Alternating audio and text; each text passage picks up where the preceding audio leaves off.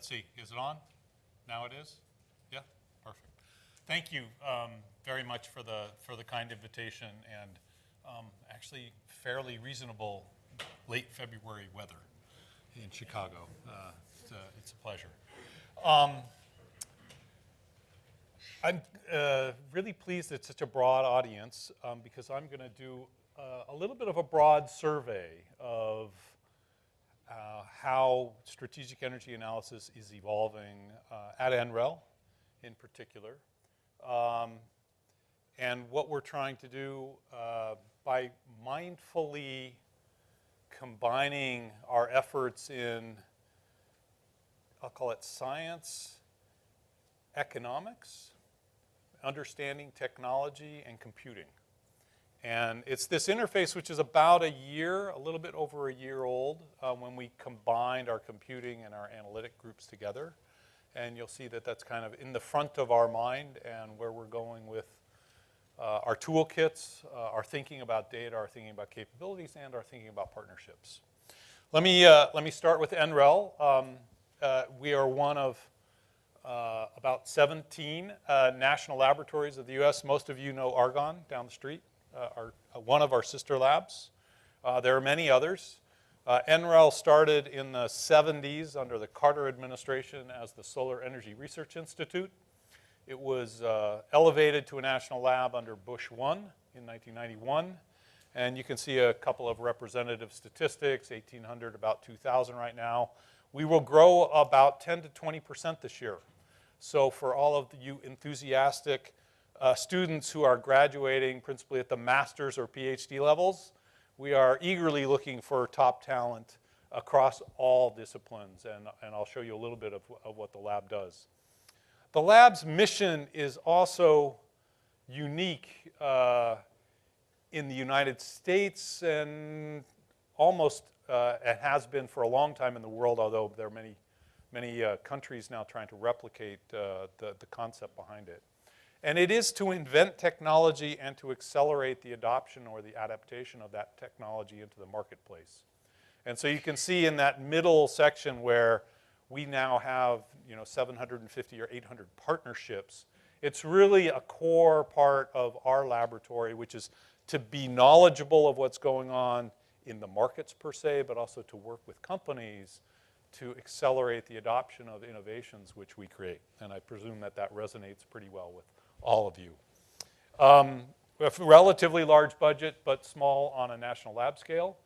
Many of our national lab sisters and brothers are in the many billions of range. Here is the breadth of NREL, and in 45 minutes, I am not going to do any of that justice. I'm going to focus in on how we apply the tools, techniques of analysis to inform all the way across this whole landscape. And it really is about that. It's not about energy economics for markets. It's really about energy economics and strategic computing to inform science, engineering, and then systems and systems of systems. And then I'll entertain lots of questions on the political economy side and the interface between technology and social science and economics. I'm happy to talk about that at length. It's a real deep passion of mine because I grew up as a technologist, just like I think everyone in this room. I then got an MBA and then went into business and tried to learn the premises of serving or exceeding customer expectations. And then understanding the fact that we all can create technology ad infinitum, but if we don't create a solution that actually customers want to buy and pay for over the long term, we haven't done our technology innovation very much justice. So we mindfully created this new directorate. This is kind of the concept of it together. But more importantly, my little scratch pad here idea is really what sits in the back of my mind as I think about strategic analysis. How do we use computational tools and simulation to inform science, all the way at the molecular level, all the way up through devices, systems, complex systems, and also to interface at that very critical level, which you might call tariff structures, you might call it regulation at some level, you might broadly say it's policy, but there are lots of questions on that interface with how does technology get adopted into the marketplace that are also very important. And so this is all around, again, a very deep thread in energy analytics, and particularly energy economic analytics, is about decision-making under uncertainty.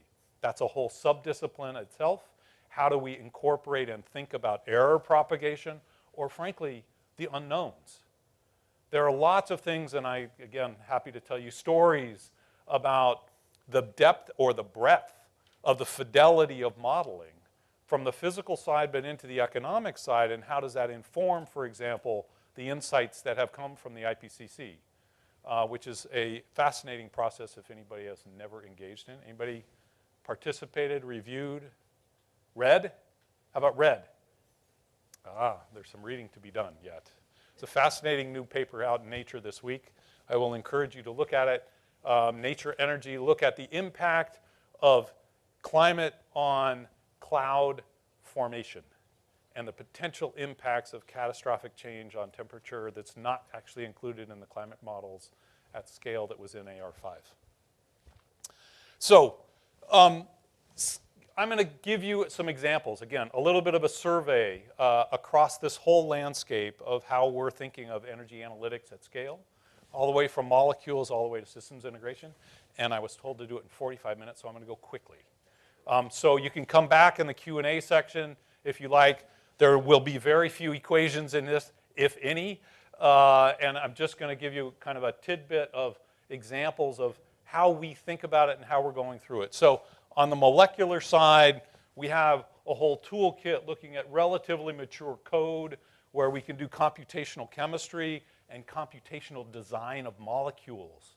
This is at the forefront of many, many institutions around the world, in fact.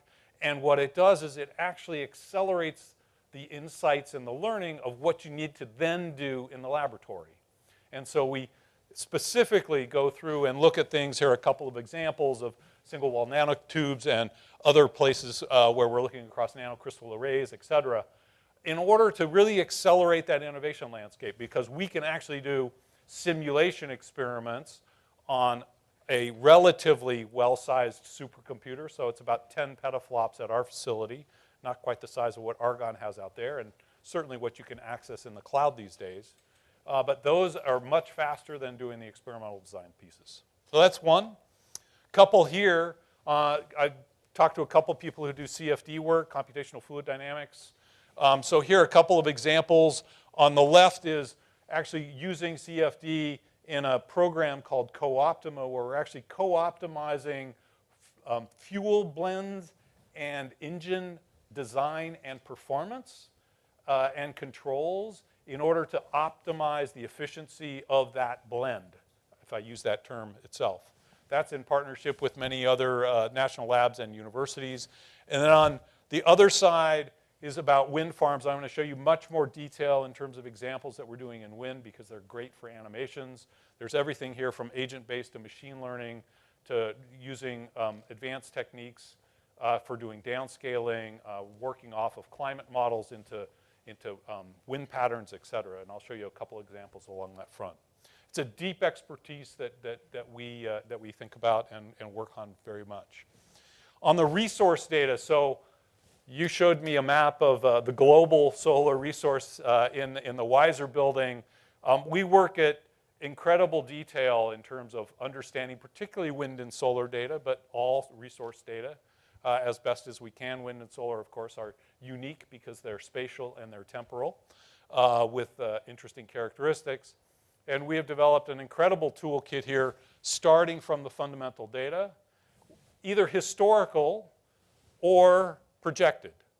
And I'll talk about a couple of examples of why that's important, because if we do everything based upon historical data, guess what? The world's changing. And if we're projecting economics and trying to give insights to least cost optimization areas of generation mix or where wind and solar go, or a plant should be built, if that resource base changes in the next 20, 30, or 40 years, we've done ourselves a disservice. We've actually done a disservice to the industry who's trying to look at it. Anyways, this is a mixture of trying to understand the data characteristics underneath it, going from understanding the physical resource base, how much wind is there in a given area, all the way up through the market resource. And this is really important to have the framework correct and use relatively precise language. Because if one group says, well, the resource information is X number of petajoules or petajoules per year, and they're talking about the resource, i.e. the physical resource, but not the market resource, and yet they've applied all of these different filters to it and economic calculations to it, again, leads to a lot of misunderstanding. And so it's about languaging across different landscapes. We do that, and then spatially, you can see the cartoon down here. I'm not going to show you an example because there are many, many of them on the web that you can go look at in a tool called REV, R-E-V, Renewable Energy Potential, that actually does all this geospatial analytics and then creates a levelized cost curve or a supply curve or some other economic measure of what the available amount of, in this case, power, it could be biofuels, could be lots of other different things, is available for a given region. So you can think about applying this to a city, a state, a region, country, continent, and or across the globe. Here are a couple of just detailed examples of how we do that with prospective data. So here's from WRF, so climate and weather modeling information all the way down to sub-level information for Mexico. I'll just show you that. Here's another example up on the upper right. And then here, actually, I want to show you an example that we do this actually in 40 or 50 or 60 countries in pretty good detail around the world. This is the Philippines. And I think the key thing here, and I'm going to show you this in more detail for the United States, is this map here at the top in the middle is at 30 meters height. And the map at the bottom is about 100 meters height. And I'll just let you stare at those. You can draw your own conclusions, and I'm just going to tell you what those conclusions are when I go through the US data. Because that's also really important, because I'll tell you the story of wind. So, how many people have studied wind and what's going on with wind and solar? Lightly? Great. So not an unfamiliar story. So, upper left, the old history of levelized cost in 2013 dollars. If I keep going on that graph, it's pretty flat with wind, actually. This is onshore wind, not offshore wind. But what's interesting is actually what's happened with wind turbines, right? So you have a turbine on campus, it's 20 meters above ground, roughly? Yeah. So what's a commercial turbine at a wind farm out in the middle of the plains? Anybody know the height? 100 meters. Oh, you're smart. I gave you the answer. You're a good student. Actually, in offshore, it's going even further. So if I were to have shown you the map of the US resource base, onshore only, I'm not going to look at the offshore, in 2008, which in fact I did in multiple congressional briefings, the takeaway from this was what you all understand, which is the middle of the country, is the most intense resource base for the US, right? And what hub height was that? 80 meters. What's happened with wind turbine technology is it's gone up, right? So we now know to extract more from higher turbines, all the aerodynamics behind that you all get. And of course, you know the relationship between wind speed and power, and if you don't, ask a neighbor. So this is the map here in 2014 technology at 100 meters. It's a slightly different conversation, but not tremendously different. But if I go to new gen technologies, which are essentially 110 meters high, not just 100, we see, oh, this is 140 meters, sorry, I get further. We see a completely different map. And what I didn't tell you is that the technical potential, remember that triangle of the resource base and the technical potential? It doubled between 2008 and 2014 technology, and it doubled again. So I'm now expressing, actually technically, that we've got 4 times more technical potential of onshore wind in the United States. Why? Not because the wind patterns have fundamentally changed, but because technology has fundamentally changed. But this is using a static assessment of what that looks like, and I'll show you again where we're going in terms of understanding the fluid dynamics, the turbine dynamics, farm dynamics, and to being able to optimize that as well. So, why do we want to understand wind turbines in depth? Let's see if I can get this to work. So this is one of the grand challenge application experiments of the Department of Energy, the Office of Science, as well as inside the Applied Energy Laboratories. This is a 6 billion pixel resolution of a wind turbine where you're seeing wind, well, you won't see it. The wind is coming in at a fixed speed, and what you're seeing is 5 meters per second wake on the outside of it. So we do this for a turbine. I'm just showing you one example of it. Why? And so who's played with their hand outside of a car? Who's been in an airplane when it crosses another airplane's path, right? The wake pattern of a turbine can go at least 3, if not 5 or 6 kilometers. We've got some new research out. There's some papers by Julie Lundquist and all from NREL. She's a joint appointment with CU Boulder as well, that show that all of that thinking that we so readily did over the last literally 25 years of building wind farms, which was, I'm going to put one turbine here, I'm going to put the exact same turbine behind it, and the next one right behind it, and the next one right behind it. What did we do? We created wakes. It wasn't very smart, was it? No. You think about it. I mean, it's like we should have thought about that. I mean, in hindsight, everything's 20/20, right? So the first turbine has the expected performance, but the second and the nth turbines don't. Oh, and more importantly, because they're then in turbulence, they also have increased stresses and increased operation and maintenance costs, et cetera. And so we want to, and have now, created 3D code for this to be able to do wind farm optimization over complex terrains, not just over the oceans and things like that. You can see some of the analytics here of what that wake looks like and what the impact is on different wind speeds if you were to put them in linear modes and at the same height. So this is all really important. I'm actually going to show you a video of walking into a wake in order to help you build some intuition of what that looks like.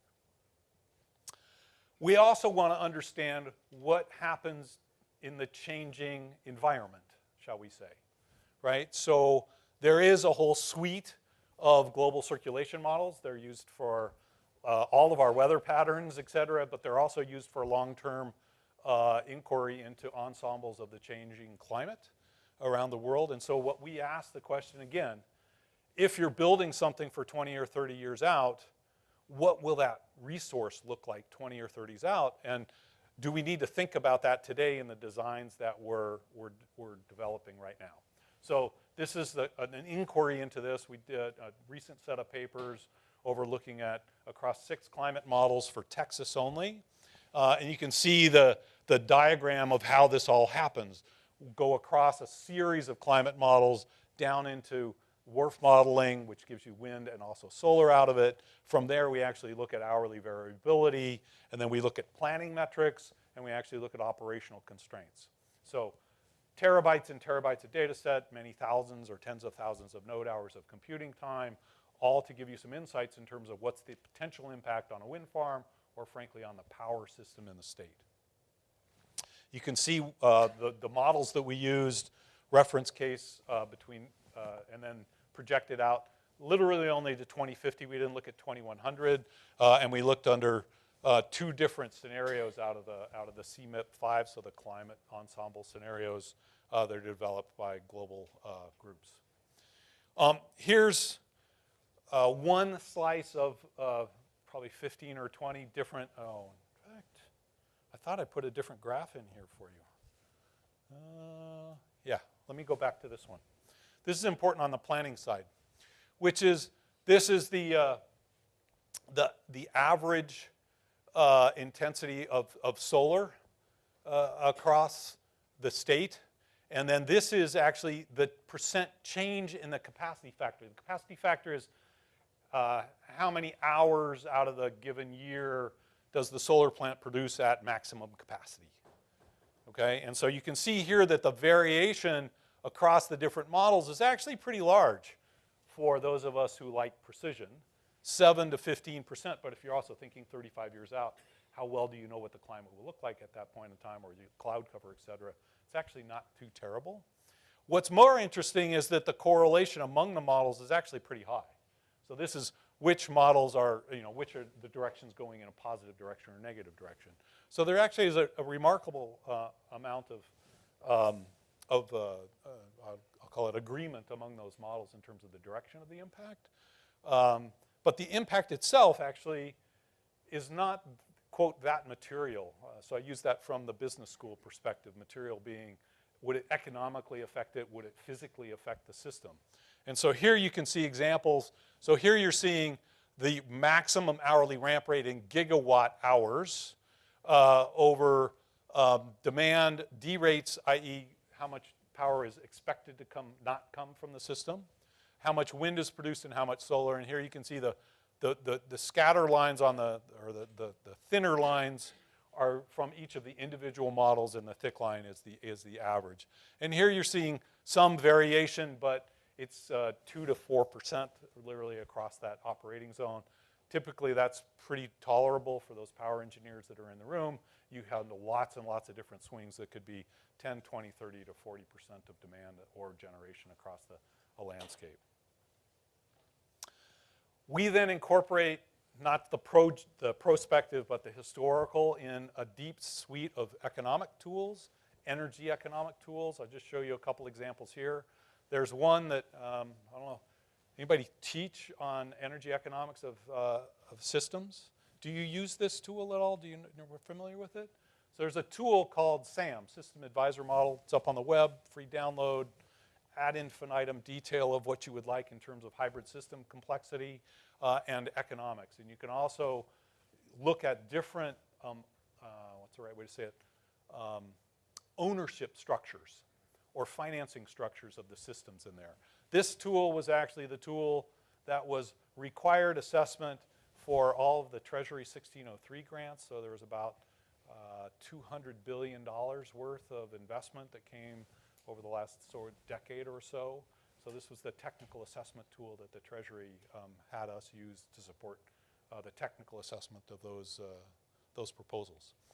Anyways, this tool is available. It does hourly and sub-hourly analysis in any location across the US or frankly anywhere in the world where we can get access to web-based data. It's dominantly on the United States.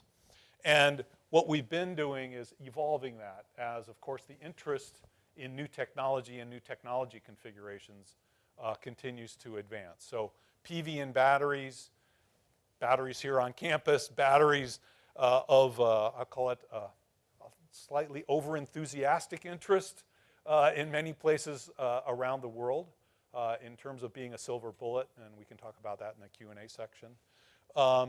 And how to go about doing this. And we've done a series of analyses, not only at the system level, but we've looked at campuses, so the resiliency element of batteries. You've all done actually fairly good work on that, and which is great, very, very nicely done. We apply it to military bases, apply it also to system configurations and thinking about California as it tries to reach its clean energy goals going forward. So that's just a quick example. Here are other two details here, and so again, if you've done energy economic calculations, these are pretty familiar kind of plots. Here's kilowatt output as a function of different configurations of what's going on in the grid. Power to load from the grid, power to load from the battery, and then power to load from the photovoltaics. That's pretty normal. So in the middle of the day, you're used to these kind of plots if you've been thinking about it. And then this is then economic cost in terms of what the battery needs are, et cetera. You have to put that into play if you're going to do a whole system-wide economics on it and look through it. The interesting play here, and I'm going to get to some mobility elements, is what's happening on the battery side of electric mobility. And there are a couple of different places where that plays, but also on the generation side, but also on the need for distributed energy resources. To shift gears completely for 30 seconds, we launched a center inside NREL called the Clean Energy Manufacturing Analysis Center, CMAC. This is now 3 or 4 years old. And this is essentially a virtual center of capability with many of the other labs in order to do supply chain analysis and supply chain techno-economic analysis across the clean energy supply chain. And the vision of the Department of Energy when they asked us to do this was, can you come up with a set of metrics that are equivalent, not equivalent is the wrong way to say it, that are useful as a barrel of oil is, or as a million BTU of gas is, for the clean energy technologies, which of course are not uniform. And so trying to come up with a way of tracking supply chain value add flows, et cetera, and the economics in there has actually turned out to be pretty interesting and useful. Very complicated to do. Data sets are hard to come by, and we do a lot of work in private with industry under non-disclosures for the economics of it. Here you see just a graph, and you've probably read through this. This is value of imports and exports, and there's a very complex dynamic which is going on even today in the PV industry. Let me run through transportation. I mentioned this briefly. Co-optimization of engine of fuels, again, big project on there. You can see some of the graphics up on the top end there. Really interesting suite of very difficult problems because it's combining the combustion and the compression at the same time. We've been doing this for a long period of time, as engineers do, but not with different fuel blends, and so now you've got multiple different fuel components in there that all behave differently. The landscape of mobility is changing pretty dramatically. Let me just spend a little bit of time here. Here you can see some of the work we're doing with large data sets. I think a few of you already are doing this or have been doing this quite a bit in the Chicago area.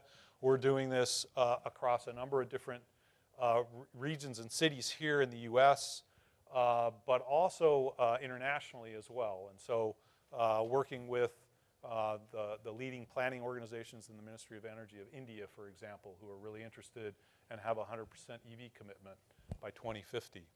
These are two examples of looking at fueling stations and looking at millions and millions of traffic patterns, trying to essentially create a digital twin of what those patterns would look like, and then start to ask what if questions of what happens about changing, I'll call it the routing structure of buses, or what if you were to, much like here, create independent bike lanes, or support bike sharing, or TNCs, which I'll get to in a little bit as well.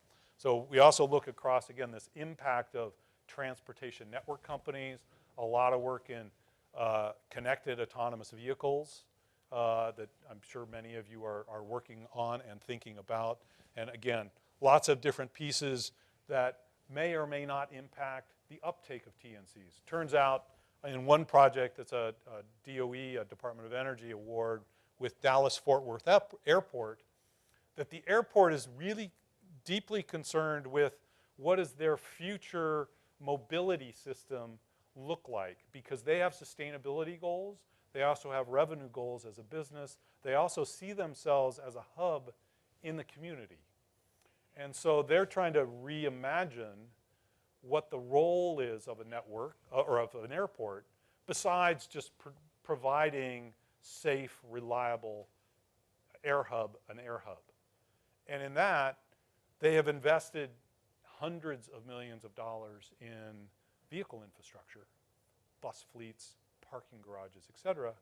All of that, essentially at this stage, is in question as to whether or not that's the mode or set of modes that is needed for the next 10 or 20 years. And so we've partnered with them to create this digital twin of Dallas-Fort Worth. Here you're seeing the impact of TNCs on different airports. You can see across the board. So passenger traffic up, revenue actually changing quite a bit per passenger. Turns out a lot of that is because passengers are no longer driving their cars to the airport. You don't do that probably here very much, but in many other places they do. And parking revenue's down. And so now you've got lots of space that needs to be rethought of, reimagined, and reconfigured. A couple other examples of how we're working across the whole landscape there. Let me run through this pretty quickly. Let me go to systems integration. So we invested and imagined a whole capability in systems integration about 10 years ago. And this wasn't classically just thinking of power systems, but it was thinking of systems of systems. And we were fortunate enough to have the Department of Energy and Congress appropriate for a building called the Energy System Integration Facility. So it's a 190,000 square foot facility that has a multi-megawatt electric grid in it, a gas grid in it, a water grid, and now a 10 petaflop supercomputer in it.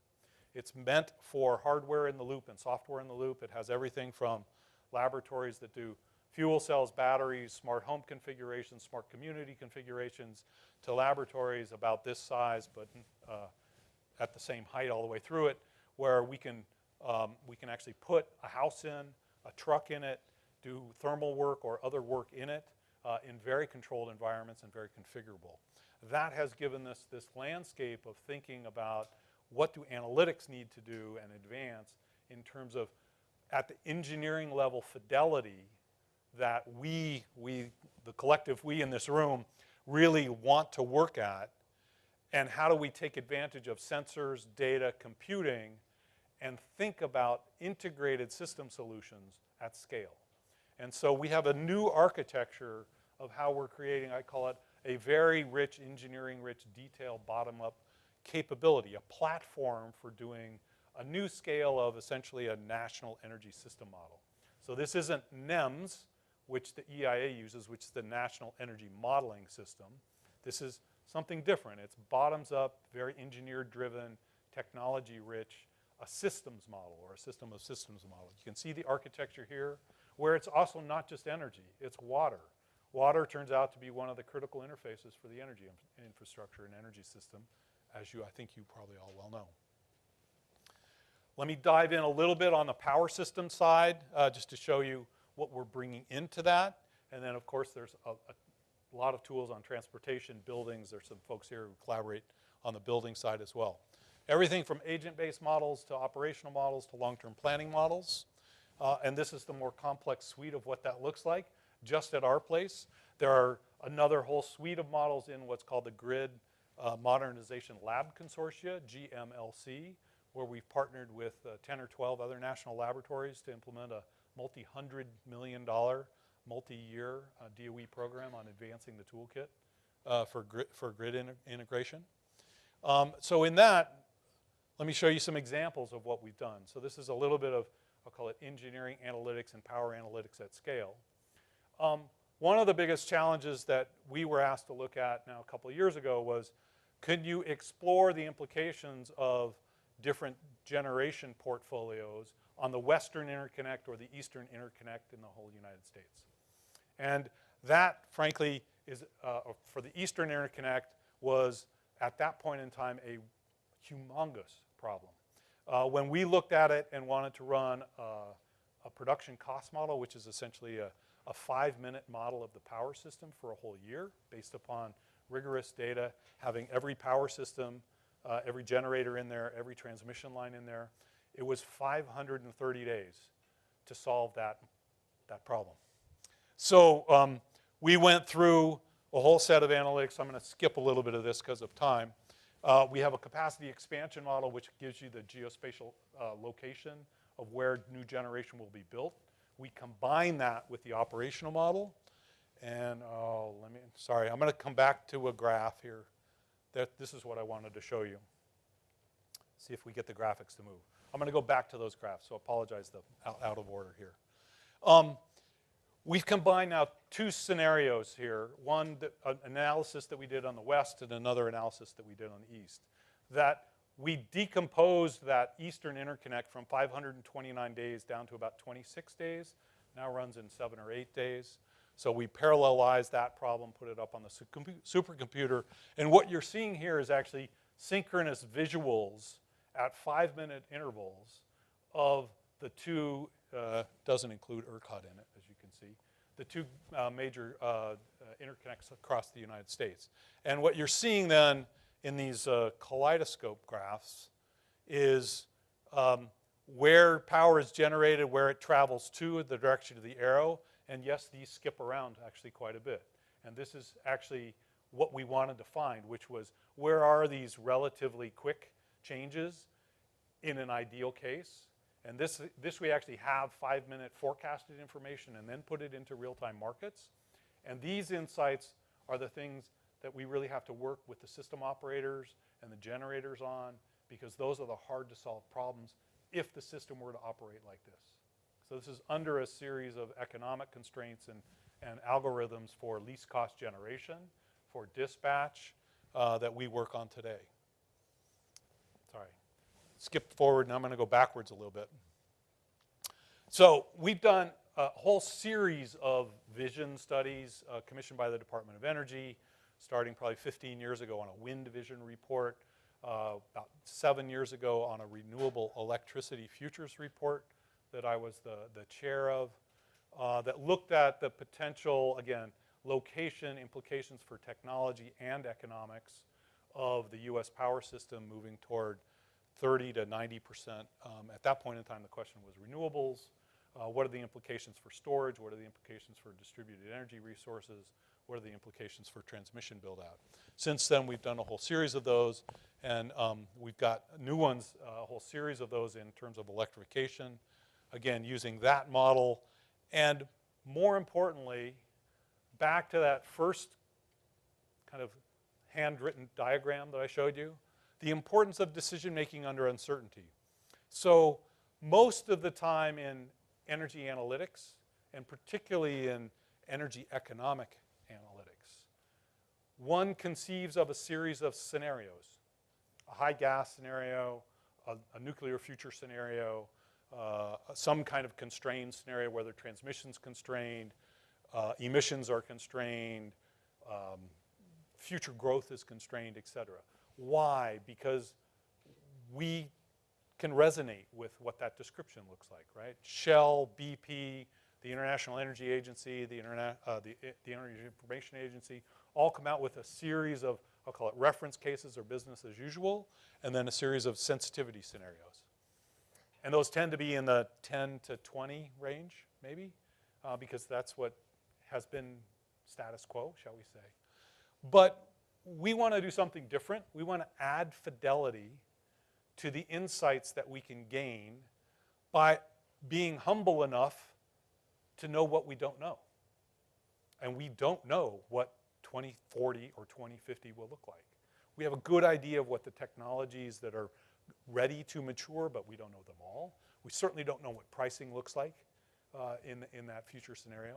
So again, thinking of this interface between energy economics and computing and trying to inform decision-making under uncertainty, we can now conceive of and regularly do 20 or 30,000 scenarios and look at then the landscape of what this is. So each dot on there is a scenario. And it's just one output of the scenario in terms of a phase space that we can now look at and try to get some intuition from that.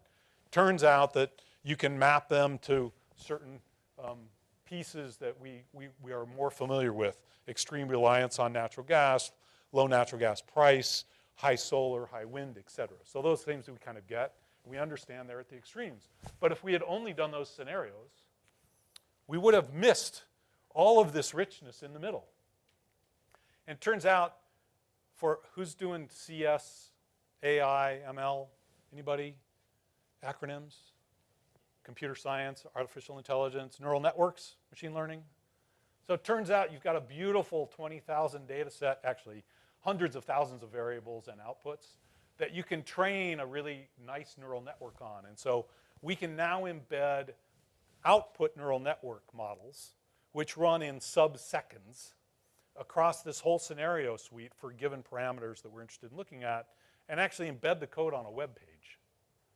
But we've trained it with 20 or 30,000 scenarios. So really cool, both intellectual environment, but actually operating environment to be able to make something simple and relatively easy for those that don't want to run the core code or don't have the computing power or don't have the intellectual rigor to try to work through that. Really cool, very fun and forward-looking experiment and example. The other piece, and I mentioned this to a few people earlier today, is that resiliency is now of very, very high interest. It always has been, but we've never kind of put it in front of mind. Resiliency for us is the ability to both plan for and respond to a perturbation, right? So here, again, this is this interesting combination of, I'll call it technology and economics. So heretofore, I don't believe, and you can correct me if I'm wrong for the power engineers, that we've ever been able to think about spatially optimizing and temporally optimizing where we provide power in the instance where there's a brownout or a rolling blackout. Is that a true statement, power engineers? I think it is. All right, so what do? We had a really smart, actually techno-economist, shall we say, who created this concept of essentially a temporal damage curve. Right? So I'm going to go in the economics realm. It's a temporal, it's a time-varying damage curve by function. You, if you're in your restaurant, have a damage function at the loss of power that's a lot higher than me if I'm at home and I'm comfortable, and much lower than hers when she's operating a hospital, shall we say, right? Just easy to think about, right? Hospital, different than a house, different than a commercial industry, et cetera. So we can now characterize all of the different load profiles, and it turns out, if I can get the video to work, that on a test system, which comes out of the GMLC effort, you can actually, so if you watch the graph on the right, in light of an outage, which are the orange dots, you can temporally and spatially go through and economically minimize the impact of an outage. And actually do this from a planning perspective, which the economic, you know, is a test system, but the relative difference is orders of magnitude in terms of minimized economic losses. Because it's not haphazard, or it's not just in the local region here, because you can, of course, distribute power where you need to. So that's on the forefront of what we're working with many other labs and the Department of Energy to create insights for resiliency in creating something called the National Energy Resilience Model going forward. I already showed you that, so let me skip through that. Well, I didn't show you this, which is interesting, because while we're a national laboratory here, we actually work in 40 or 50 countries around the world in pretty reasonable depth. A lot of that is with our Department of State and our USAID, Agency for International Development, and many, many other organizations. And here you can see the output of a partnership of AID, the Agency for International Development, the Ministry of Power, the World Bank Group, and then an effort that I've helped establish for the Clean Energy Ministerial on power system transformation. And it turns out that India has a pretty ambitious power system transformation goal to incorporate 175 gigawatts of wind and solar in some combination by 2022. That's a couple years from now. And what they had never done is actually analyzed what their power system might look like if they achieved that goal. And so working with this consortia, we applied the same modeling tools and techniques to India, but at 15-minute intervals rather than 5-minute intervals, and gave them insights. And here, there's a whole website. If you want to go NREL Greening the Grid, you'll find it. There's a whole website that's on there with the visualizations where you can look at transmission, interstate transmission. You can ask the questions which they were asking, which is, what's the impact on our fossil fuel fleet? How much does our fossil fuel fleet need to ramp or not ramp in order for the system to maintain the same amount of reliability and be economically optimized? And so we've now applying this here, Mexico, Southern Africa, throughout Southeast Asia, and lots of other places. And so when I talk to those audiences, my message to them is that the world is data and knowledge flat in some sense. Embrace the best-in-class tools and capabilities to help accelerate the knowledge of working through to the essentially the current state of the art. And it's really powerful and really important for them. So, I promised you another video, if I can get it to work, to provide you a little bit of intuition, walking through a wake.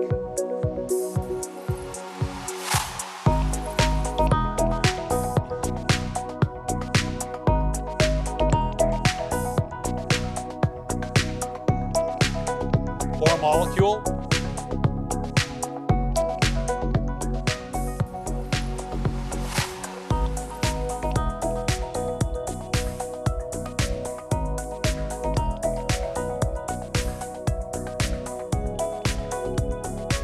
Or this is a 12-dimensional visualization of the power grid operating for a client, looking at some of the instabilities that happen when a cloud comes over a photovoltaic installation there. Sorry, let me skip forward. So we apply these same set of principles to our own campus, much like you apply to your campus. And we've created a whole visualization and economic and operational modeling capability to inform our own thinking. Because our campus is a sustainable campus, not only from the buildings, but also from the power system side. That, as you are experiencing, is incredibly difficult with a 10 petaflop supercomputer on it, but we're operating it and it's working well. We then have a lot of electric vehicle charging in our garage. It's still a very car-dominated environment in Colorado, and particularly in Golden. And we put all that together not only on our campus, but for developers, for cities. We're doing a study for the Los Angeles Department of Water and Power right now, helping them understand the challenges of achieving their goals, which are 100% renewable energy for the whole city and county of Los Angeles. And they want to physically own and operate that, but it may be up and down the western part of the US. And I think I just want to leave you with a couple of highlights. One, I mentioned that we're growing tremendously. Please, if you're interested in pursuing a research career with passion, think about joining us. And then lastly, let me reflect a little bit on this quote, because I thought I would come back to this, which is that I've had a long career in energy economics, and even I'll call it the global community of the IPCC and many National Academies panels. And the reflection of not only inventing technology, but being able to find the right time and the right system for that technology to solve a problem is really a unique capability that I think you all are incredibly endowed and able to take on, and to work with your colleagues in the business school, the design school, even the social sciences, where those are. And really to embrace, I call it this cross-functionality or transdisciplinary approaches towards solutions, which have to be technically rigorous, but also have to apply at that moment and, frankly, going forward into the political and social construct of the day, economically. So I've taken just about 45 minutes. Thank you for your attention. I have ample time for questions and look forward to them.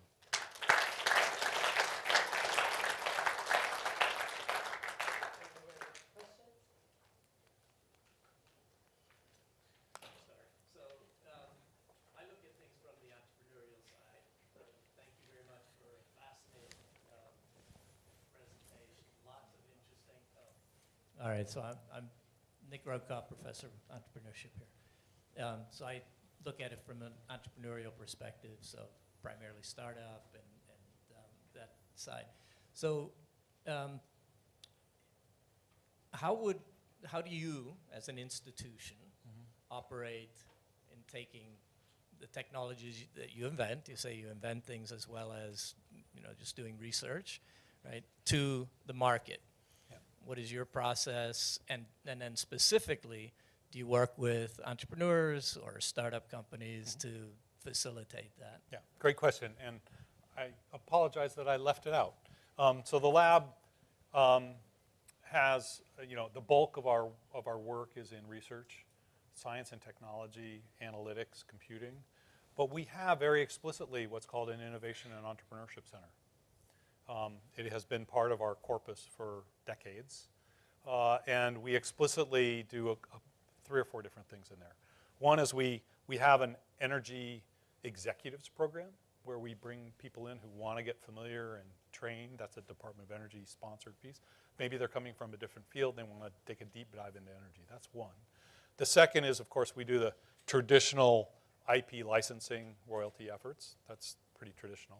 The third is that we have developed now from probably 30 years of experience where we helped create the national network of energy incubators to a program which is now still part of a very large network of incubators and accelerators. So we have 2 specific programs in there which we are working on, I'll call it new modalities of working with entrepreneurs and startup companies. One is called the Innovation Incubator Program. It's actually it's either $30 or $40 million, I can't remember exactly, program sponsored actually by a foundation of a bank, Wells Fargo. Why Wells Fargo? They have a commitment to sustainability. They are a very, very large real estate owner. They were not seeing sufficient innovation in the energy efficiency space for commercial buildings. So they have partnered with us for us to actually work with companies through a RFP process and qualification process. Those companies get non-dilutive technical support from the laboratory. Their technologies come into our facilities actually, get supported by our engineers and our other teams. They get validated in a control environment, and those that are successful go into commercial pilots in the Wells facilities. That program, which is now through, I think, 2 cohorts of 3 years, over 3 years, has already garnered about $100, $150 million of follow-on money to the companies that have come in and successfully gone out. That's one. We've launched a second one with Shell called the Game Changer Program, which is specifically right now on batteries. The Wells one was started with efficiency. It's now on water technologies in partnership with the Water Institute and a couple of others. So that's explicitly what we're doing there. And then, of course, we have run for 32 or 4 years, I can't remember exactly, what's called the Industry Growth Forum. So if you Google NREL Industry Growth Forum, that was a forum that when I started at the lab 20 years ago was angel investors and kind of I call it a small family club, to over the last 15 years has become, you know, a 600-person event that's got everything from traditional venture capitalists to strategic investors to companies that are going from startup to kind of mezzanine rounds for round C, D, and E and expansion. And would encourage and welcome a partnership here with the IGF. Sorry, long answer, but great question. But just a quick follow-up. How might the relationship between the 2 institutions look like?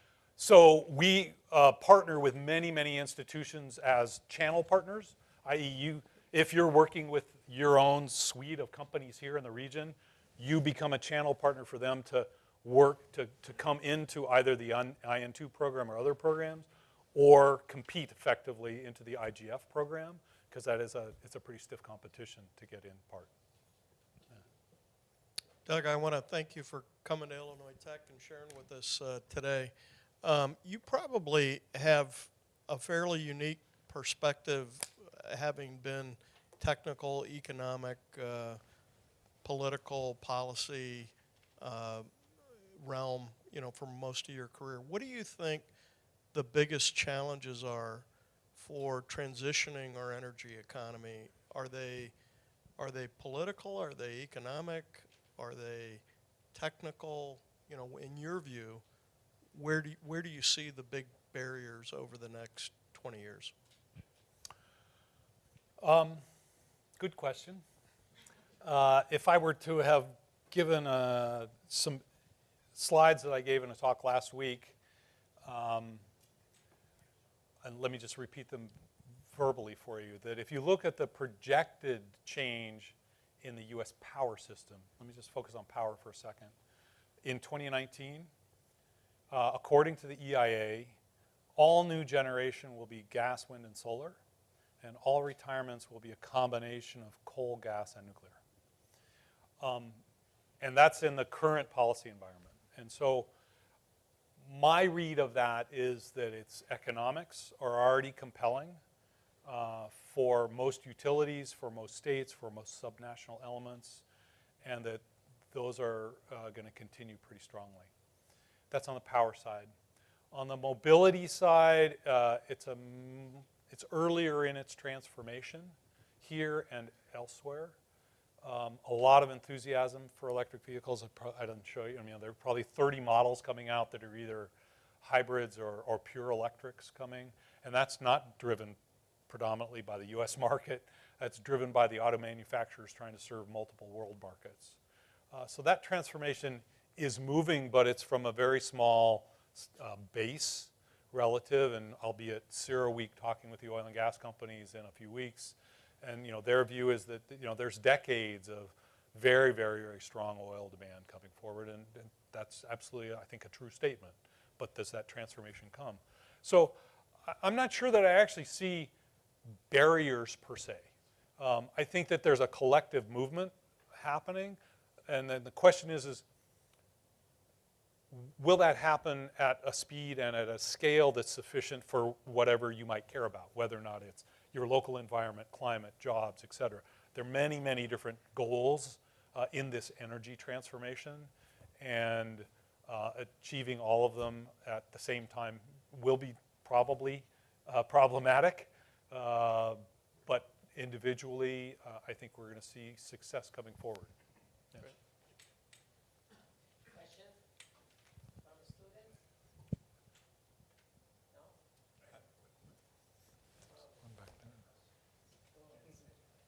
So you kind of addressed that you guys are hiring a lot and looking for people that are skilled. What skills broadly are you guys looking for, or just generally, like, what types of people are you looking for? Yeah, so we hire across a very broad landscape. From a technical side, everything from chemists and physicists, power engineers, engineers trained in cybersecurity, to energy and energy economics on that side, to computational science across that whole landscape, and a huge amount of mechanical engineering in our buildings, wind, water power, thermal programs, et cetera. So across, I think, almost every discipline at IIT, I would say, and more, because we also have support staff across, I'll call it the business operations side as well, that will grow as well.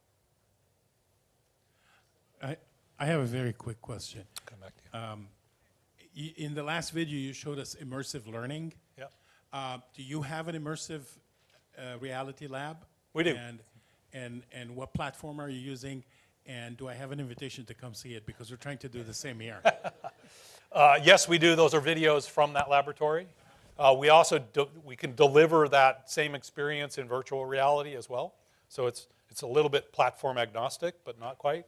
And I would say you are more than welcome to come visit ours, but ours is going through a fundamental strategic rethink at this stage as well, because there are probably a half a dozen of them around the country. I can probably get you a list that you could also visit. Our team is doing the same thing for reassess where we're going to go with the next generation of them. Wonderful, because we want the students actually to be exposed to the same thing they will see when they go out. Yeah. Thank you. How much of a factor is transmission line resources and bottlenecks? Yeah, it's a great question. So I didn't put a slide up on mega trends which are affecting the energy system. Let me just talk to them a little bit. You've got urbanization, population growth, predominantly in the non-OECD countries. Here, we're dominated by three other factors, I would call them: decentralization, digitization, and at least at a subnational level, a significant movement toward decarbonization. Those three trends provide an opportunity or trade space with transmission. So it could be, and we've done lots of these experiments in the Renewable Electricity Future Study, where you look at a future which is much more highly decentralized in terms of the ability to self-manage, shall we say, much like the island ability of IIT's campus, potentially self-generate throughout the whole year, maybe or maybe not, or be a friendly neighbor to the encompassing utility system. In a situation where you could not build or chose not to build much more large transmission, that future, at least in the analytics that we've done, provides relatively cost-effective and the same reliability of power that you have today, and many other aspects. There will be some caveats to that. Clearly, if electric vehicle and electric vehicle charging grow tremendously and it wants to go to fast DC charging stations, that will be another issue. On the other side, we've also explored and done analytics on rethinking the US electric system by actually building cross-country HVDC links. Right now, the system is very weak at the interconnection between the West and the East. And one could actually, for 100 years, people have been thinking about that. It's not new thinking. It's new analytics with new tools. And so the answer is, it depends. I'm sorry to give you that answer. But a lot of people want or would see the economic benefit of more transmission, more interstate transmission, more cross-country transmission. And then you've got the practicality of the folks that try to invest in and build that, which say, oh, that's a 10, 15-year process, and I'm not sure what the rate structure is going to look like, so how do I get the financial security of investing billions of dollars into doing that? So not a very satisfactory answer, but the bottom line is it depends. And it's not critical, but it could be helpful, I think is the way to summarize it. So I have a couple questions. The first one is I know it's early in the transportation transition into more energy efficient use, but do you see us going towards still using cars but creating more electric vehicles, which I know there was a big increase in that, or do you see a bigger increase in building huge new infrastructures for cross-country transportation and public transportation within urban areas? How do you see that transitioning? Yeah, so let me answer it in terms of what options are we exploring and creating tools to help you and others explore what future you would like to, I guess, explore, right? I think is the right way to say it. Because it's not really about, I can see all of those happening. I travel around the world. There are many different approaches to mobility. So we're trying to take that approach, which is, what does mobility demand look like? And maybe even broader than that, what does connectivity look like? Because mobility is one way of getting connectivity, right? It's connectivity to a person, to a place, to goods and services. Well, connectivity for those different things may be served, and currently is today, served by very different means. Is that right? Does that make sense? Yeah. Right. So in an urban environment, and we're looking at all of this across those digital landscapes that I showed you, the mobility choices today are very different than they were 10 years ago, and certainly 100 years ago. There's a wonderful set of slides of looking at New York City with horse and buggy, and 10 years later filled with cars, right? So think about cities that today you could take the L, ride a bike, be on a scooter, take an Uber or a Lyft or some other transport network company, right? Take a bus, walk. Well, maybe not in winter. Okay. So the options there are quite large, right? But the other piece is not just about the options. It's about your knowledge of your day. Let's just say your day, right? So today, and in fact, we've done these experiments. I have a great series of papers on the web of looking at mobility interest and what would drive mobility. So We actually did these experiments in the virtual land. We did them on Amazon Mechanical Turk. Anybody know of that platform? It's kind of a social survey platform on the web. And it turns out that you can actually combine, because of our really smartphones and cloud computing, right? Knowledge of where you want to go when, what the traffic patterns will look like, what the public transport will look like, what the cost structure will look like, what the weather will be, right? And you could effectively, if that app were there, and in fact there are 3 or 4 versions of that app available, you could have an informed mobility day, shall we say. So is the future one dominated by one or the other? My gut tells me it's dominated by choice. And it's always going to be by choice. And what we're going to see, more importantly, is what we're seeing in lodging option companies, to use a diplomatic term, or transport network companies, et cetera, is you're seeing a drive for lower commercial or investment capital coming into the market and higher asset utilization. Does that make sense? So think about an airplane. An airplane is invested in by a company and wants to be used to its maximum, except for operation and maintenance and downtime, right? So airplane asset use is 94%, maybe even a little higher. How about a personal car? Got an idea? Maybe. How about your bedroom? But you want your stuff there. Okay, I got that. But anyways, but think about what's happening with Airbnb and Uber and Lyft, et cetera, et cetera. This is a way, business-wise, to be thinking very differently, economically thinking very differently in terms of who makes money, but also, I think, collectively, how are we using the assets that we, the broad we, invest in? And so it's not a very satisfactory answer, maybe. There's lots of visions out there, and it will evolve very differently. Okay, wait, I have a really... Stop at this stage and we can have a conversation after the Okay. seminar and in the reception. There's going to be a reception out there and Doug will be available. Thank you very much. You're welcome.